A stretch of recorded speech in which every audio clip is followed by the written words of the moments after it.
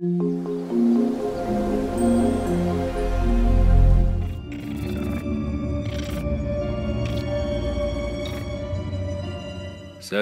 aujourd'hui on va avoir une petite vidéo sur la Fiskars X10 pour vous la présenter et voir un peu quelques petits tests de coupe. C'est une hachette dite universelle de chez Fiskars, une marque finlandaise. Donc universelle, c'est-à-dire que c'est pas une hachette à fendre.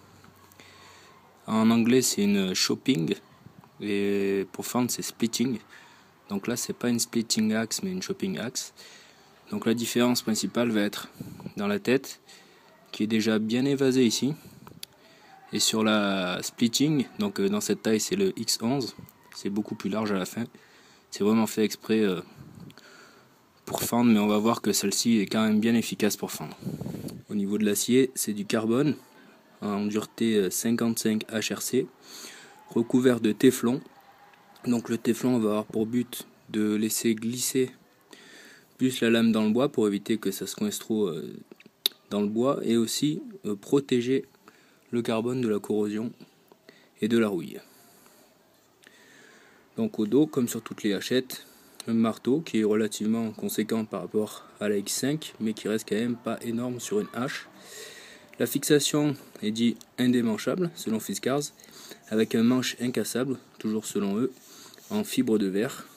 Donc ce qui la rend vraiment légère. Donc en fait, la tête fait 760 grammes et la hachette au total pèse 980 grammes. Sur le bas du manche ici, un revêtement orange qui a pour but de créer un grip. Donc c'est pas un grip extraordinaire comme sur un Mora par exemple, mais c'est vrai que là, par exemple, c'est très glissant et hop, on sent bien l'accroche sous le doigt.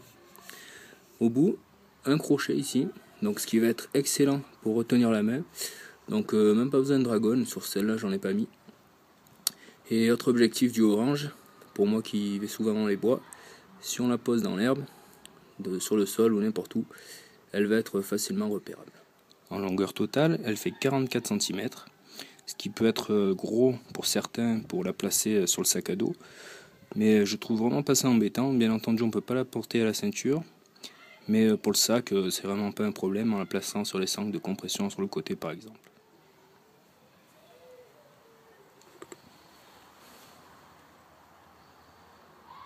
Sa longueur de manche est intéressante puisqu'on peut l'utiliser soit avec les deux mains ici, donc on a vraiment la place, soit à une main, donc soit près de la tête, soit loin. Ça crée un peu de poids, et évidemment comparé à une X5 par exemple, mais en fait c'est quand même pas gênant. Avec un peu d'entraînement, c'est pas un souci, hein. Une main ou deux mains, ça reste très efficace et très confortable.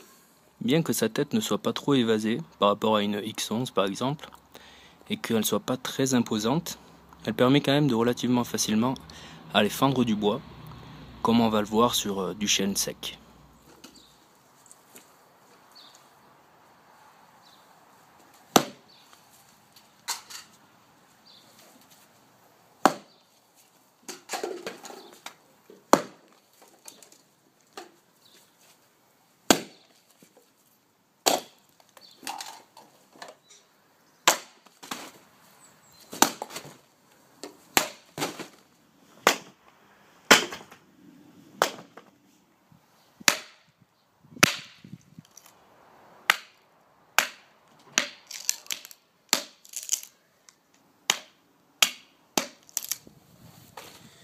Évidemment, si on peut faire ça avec du chêne, on peut faire ça avec du bois plus tendre, comme par exemple ce petit morceau de platane.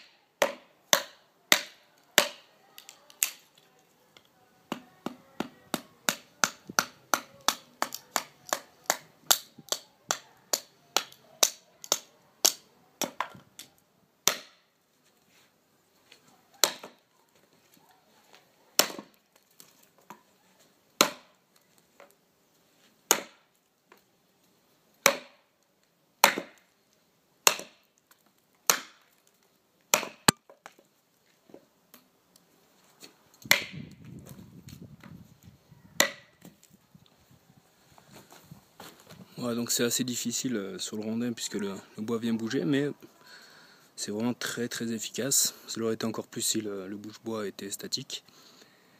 Mais vraiment aucun souci, quoi. C'est assez facile, que ce soit d'utilisation à une main ou deux mains.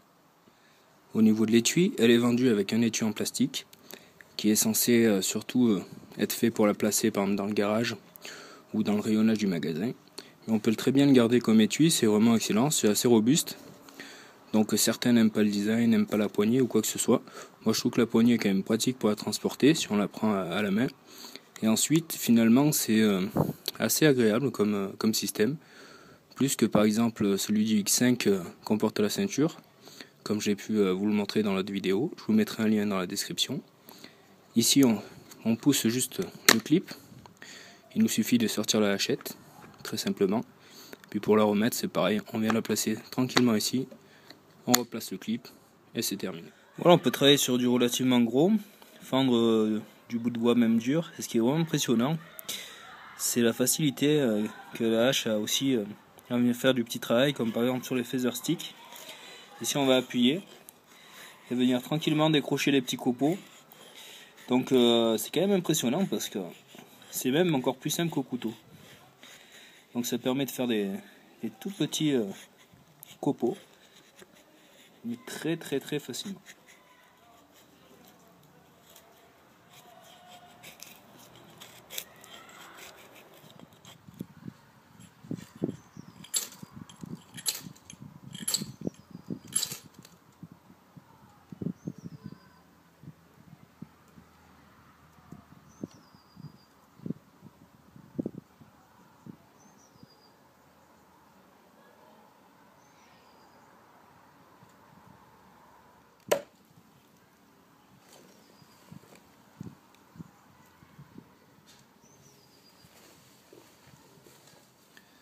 On peut vraiment travailler sur du tout petit avec.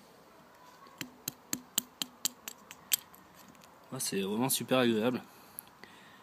Très polyvalent. Voilà, on vient vraiment sur du tout petit morceau.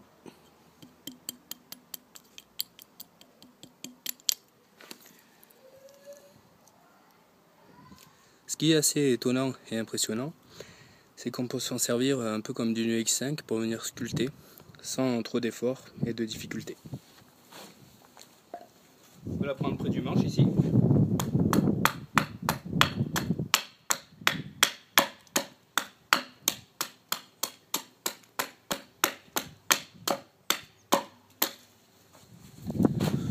Voilà, toujours l'exemple pour créer une cuillère. Donc c'est très très agréable. Le manche ne gêne pas trop et pas très long. Seul petit défaut, comme sur la X5, ça a tendance un peu à glisser ici. On pourrait y rajouter juste un petit grip de raquette pour les mouvements près du manche. Ce qui est bien, c'est qu'on peut également s'en servir pour venir par exemple écorcer.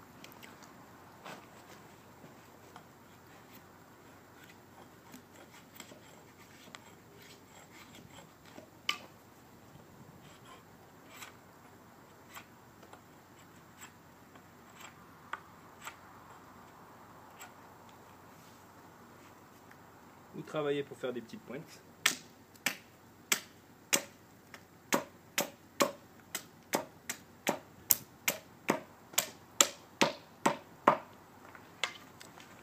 Et le travail va être assez précis, même ici, même si c'est une grosse lame, pouvoir faire des petits copeaux ici, pour parfaire les pointes. Donc c'est vraiment une hache qui vous servira à tout faire pour le bushcraft.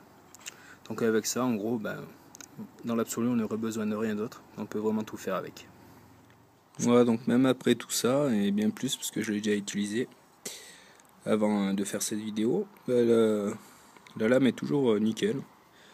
Le fil est toujours bien tranchant. Aucun problème sur ce point-là. Voilà, donc une hachette que j'ai depuis pas très longtemps, que j'ai pu déjà pas mal tester. Pour l'instant, j'y trouve absolument aucun point négatif. Si c'est le cas dans l'avenir, je ferai une autre vidéo sur un retour d'expérience. C'est une hachette que j'ai achetée toujours sur Amazon.fr, 38 €, frais de port compris. Donc ça reste raisonnable, sachant que c'est une hachette qu'on peut très bien porter sur soi en bushcraft ou en camping et utiliser à la maison pour couper le bois pour ceux qui ont une cheminée. Merci d'avoir regardé la vidéo et à bientôt.